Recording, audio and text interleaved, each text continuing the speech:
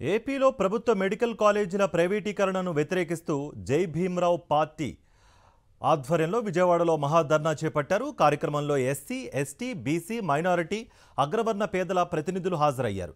కూటమి ప్రభుత్వం తీసుకున్న నిర్ణయంతో అన్ని వర్గాల పేదలు వైద్య విద్యకు దూరమవుతారని వ్యక్తులు ఆందోళన వ్యక్తం చేశారు. 10వ తరగతి స్థాయి కూటమి ప్రభుత్వానికి వైద్య వృత్తి విలువ ఏం తెలుస్తుందని తీవ్ర స్థాయిలో మండిపడ్డారు.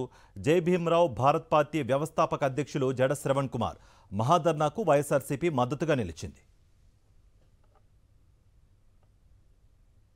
విద్యలో ఎస్సీ, ఎస్టీ, బీసీ, మైనారిటీ, అగ్రవర్ణాల్లో ఉన్నటువంటి నిరుపేదలు కూడా కోల్పోయేటువంటి ఒక దుర్మార్గకరమైన పరిస్థితి. మన ఇంట్లో పిల్లలకి వైద్య విద్యను దూరం చేసేటువంటి అత్యంత దుర్మార్గకరమైన ప్రయత్నం జగన్మోహన్ రెడ్డి గారి ప్రభుత్వం. చరిత్రలో ఎన్నడూ లేని విధంగా ఒక 17 కాలేజీలు మనకి శాంక్షన్ చేయించడం అనేది ఒక అద్భుతమైనటువంటి విషయం.